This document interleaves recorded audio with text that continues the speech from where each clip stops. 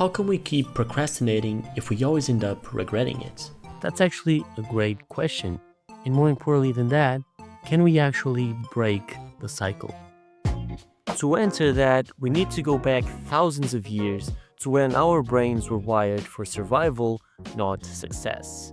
The Stone Age is estimated to have roughly 5,000 years. Now for us, this might seem like a lot. I mean, back then, Egypt was still around and prospering, smartphones were a distant dream in the future, and no one, and I mean no one, was thinking about linear algebra. But in evolutionary terms, 5,000 years isn't a lot, okay? In fact, it's practically nothing. All of this to say that our hardware is pretty much still the same as it was back then. However, our environments have completely changed. And this creates a mismatch. A mismatch that is responsible for what we now call procrastination. Our brains were wired for immediate rewards because those were the things that helped us back then, whether it was finding food or shelter or making love to reproduce. All of those things were beneficial for us. Long-term projects like studying for an exam or finishing my thesis, none of that existed. This is why scrolling Instagram, for example, feels so much easier than writing an essay. The latter feels daunting and vague in comparison. So procrastination is nothing more than our Stone Age hardware telling us, why would I focus on a long-term goal right now when I don't even know if I'll be around tomorrow? This definitely gives us a different perspective on why we are so addicted to procrastinating. Now, it's important to mention that you are not broken. Everyone procrastinates, me included. Whenever a task feels too big or too vague, it is very easy for us to feel stressed or overwhelmed even. And at that moment, procrastinating gives us a false sense of control.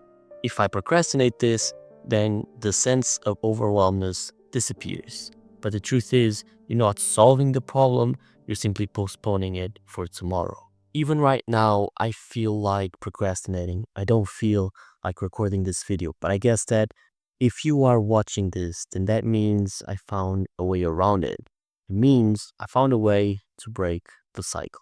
So the first thing you want to do in order to break the cycle is to divide the task at hand into manageable bits. So I'll give you an example, okay?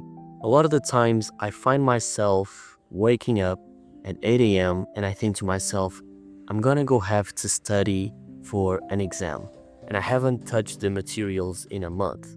Well, it feels very overwhelming to know that I have to study all of that. But if I just tell myself, you know what, let's just open up the first PowerPoint. That's it, just the first PowerPoint. And I go and I watch the first 15 slides. Okay, that didn't seem so impossible. Then I go and do the next PowerPoint, another 18 slides.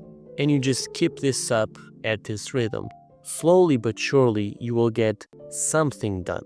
I'm not saying you're gonna get everything done, but you're gonna get something done. As long as you're moving toward the final destination, then you're doing something right. The next tip I use to break out of the cycle is to use timers. This can be a timer on your phone. Okay, just go onto your phone and set a 1-hour timer for the task that you have to do. For example, let's say that I want to come up with a title for my new video. I will spend 30 minutes just writing titles down. Doesn't matter if they're good or if they are bad. My only goal is to write as many titles as I can within 30 minutes, and a new idea will pop up. Now, if nothing gets written down in 30 minutes, then we have a much bigger problem in our hands. We have reached burnout. If you aren't well rested, if you haven't been sleeping well, if you aren't taking care of yourself, then no matter what tips I tell you to be more productive and to stop procrastinating, no matter how many I tell you, none of them will work because your body is literally in shutdown mode. It's in survival mode. I've gone through periods of my life where I was like this, and even though I felt like I was actually being somewhat productive, I was constantly procrastinating because I couldn't stay focused in one task at a time. So make sure that above all else, you are well rested first. And after that, really the only thing that's left is to remove distractions. Every time that I'm trying to do a piece of focused work, this little thing, the smartphone, has to go outside of the room. Okay, if I'm studying, I cannot have the phone in my room. It doesn't matter if it's on do not disturb or silence mode or whatever you want to call it. Your hand will reach out into the phone and you're gonna start checking your notifications and you're gonna answer the friend's message and then he's gonna reply back, and then before you notice it, you've been scrolling reels for the past half hour. So just do me a favor. Whenever you have to do a piece of focused work, leave the phone out of the room that you are currently in.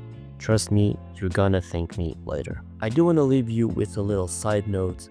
Just remember that you are not crazy. You are not broken. You are literally fighting against your genetics. I could definitely turn that into a quote, but not right now. Right now, I feel like procrastinating. So maybe next time.